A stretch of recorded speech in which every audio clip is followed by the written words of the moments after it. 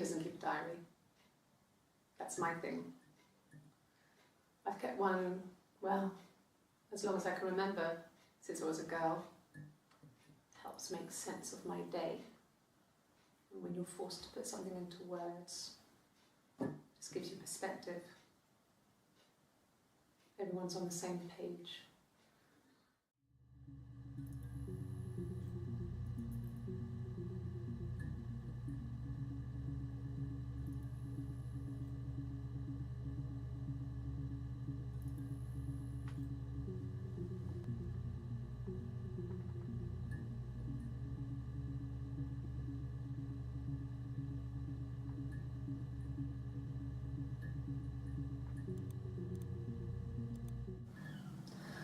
Hannah was so smitten with Simon. She started getting jealous, didn't want to share. Even the first date, we went to see Tom Cruise at the Old Odeon.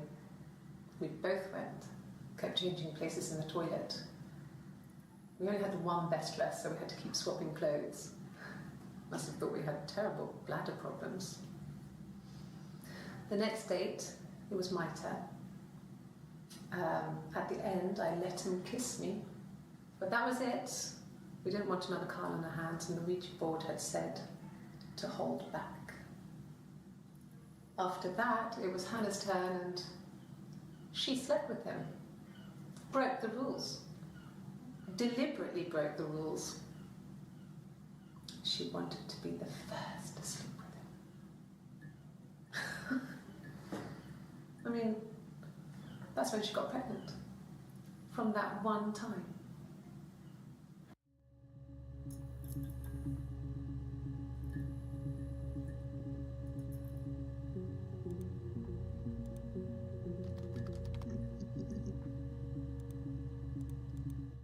Nothing else happened that night.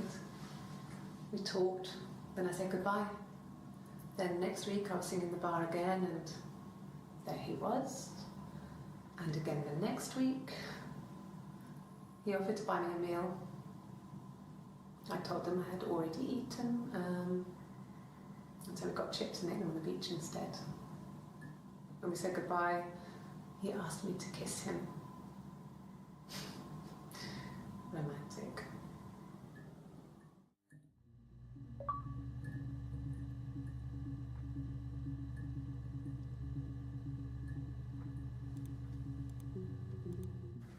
Yes.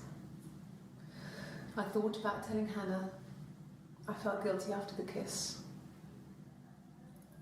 But then it began to feel like this was the way it should be.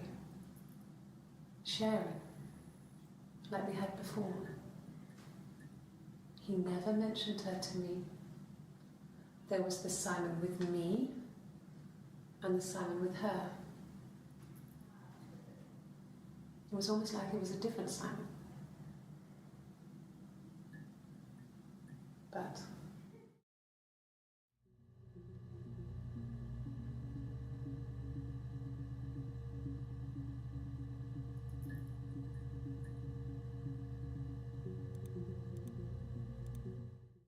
after the kiss, the next time, he took me back to the house, to our parents' house, to their house. So, it was definitely him. I sometimes think he wanted to get caught to prove to himself that we were different people. He told me about his marriage, told me how his wife was completely different to me. I almost burst out laughing.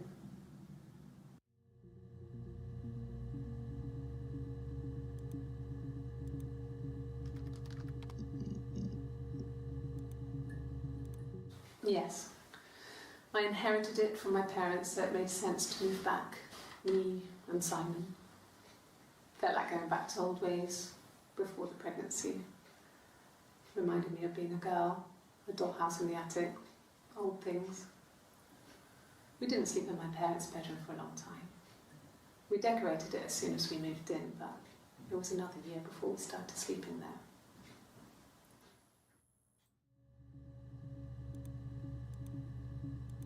I got in the car and I drove. and just kept driving north. Just kept going, just wanted to get as far away as I could. When I finally stopped, I was all the way up in Glasgow. I was so tired. I just had to sleep.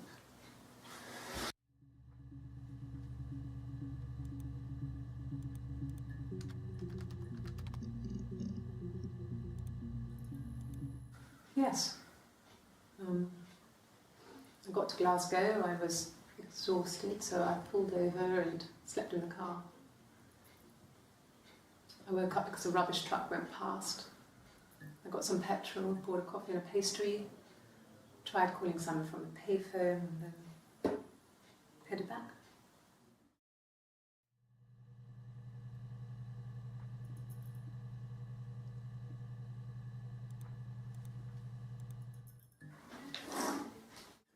Yeah, that's Simon's watch. It was a gift from Eric. He got it this year. It was a wedding anniversary gift. Steel. It would have been Diane who chose it. She has really nice taste. That time, it must eliminate me.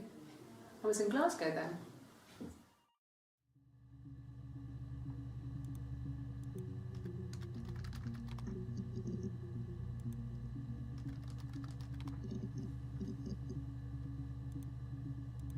I got in the car and I drove.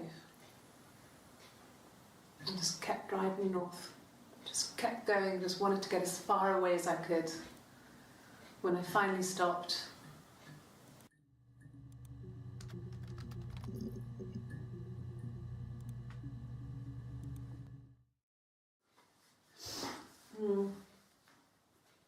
I left the next day, Saturday. I slept for a few hours in the car. And when I woke up, I came straight back. Simon wasn't returning my calls and I wanted to try and make up. I got back to the house and Simon wasn't there. And I... Excuse me. Is there a bin?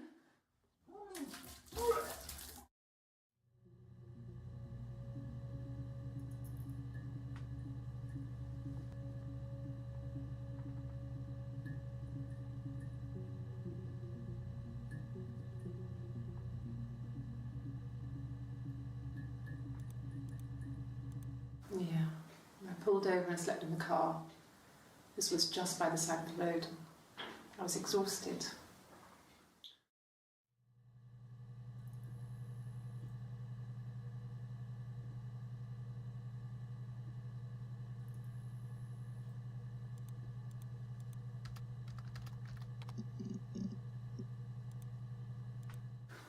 No, I don't think so.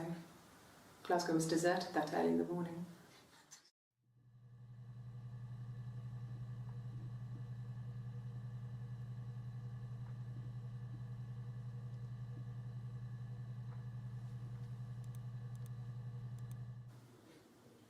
When I arrived in Glasgow, I was exhausted.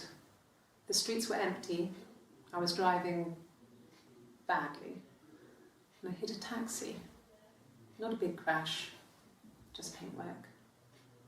The guy was so pissed off because I didn't have a driving license on me. But when I told him I was pregnant, he made sure I got to the hospital so they could check me out. It was fine. The hospital must have details when I was looked at. There's a scratch on the car.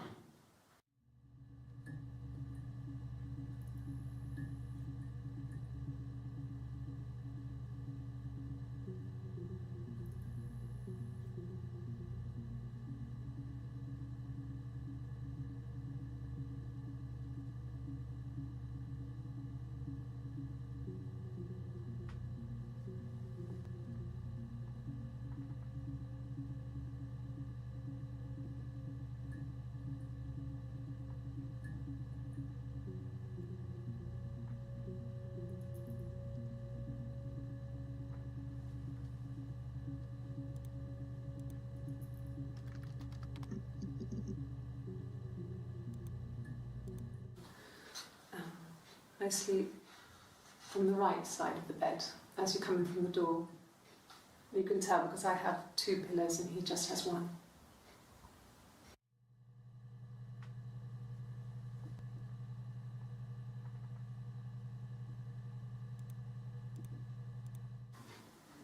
Simon was very moral about that sort of thing. He wouldn't just walk out there and sleep with anyone. He wasn't that kind of guy. He took his marriage very seriously.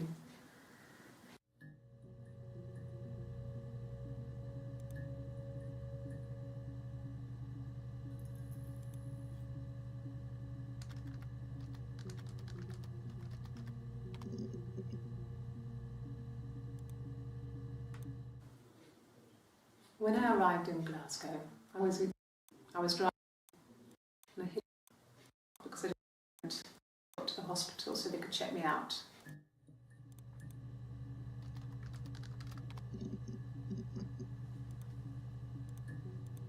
Asked the hospital.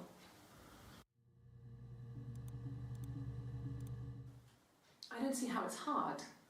We've established I was in Glasgow when he was killed. You've spoken with the hospital?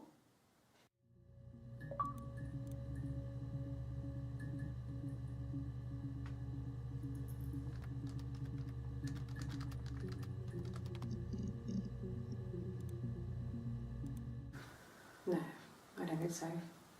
Glasgow was deserted that early in the morning.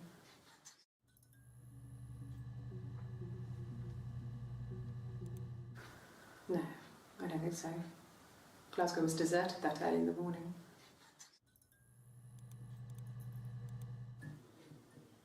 When I arrived in Glasgow, I was exhausted.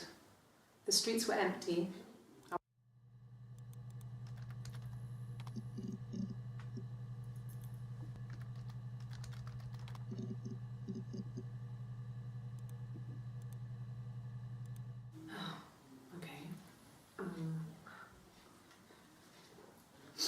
I parked up on the street.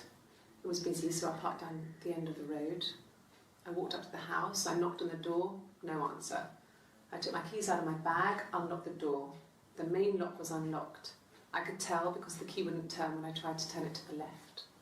I walked in. Simon's coat wasn't on the peg. I couldn't see his shoes on the shoe rack. I shouted out for him. I walked straight into the kitchen. He usually sits in there to have a cup of tea and read his paper. He wasn't there. I touched the kettle. It was cold. I looked quickly into the living room. Nothing. I walked upstairs to the bedroom. He wasn't there. I didn't search for him because it was pretty clear he wasn't there. Then I had a shower. Whilst I was in the shower, the phone rang. I think it was Eric, his boss. I didn't answer it. Then I came out and I was just exhausted. So I lay down on the bed and I fell asleep, but I didn't mean to. I woke up a couple of hours later and I was surprised to see no one in the bed next to me. And then I remembered where I was and what had happened. That's when Eric called again. I spoke to him. Then I called Simon's parents. And then I decided to come and see you. That enough?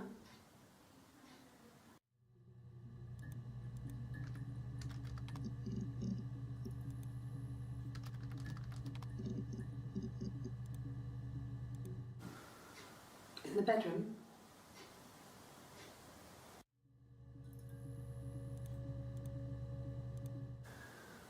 That can't be right.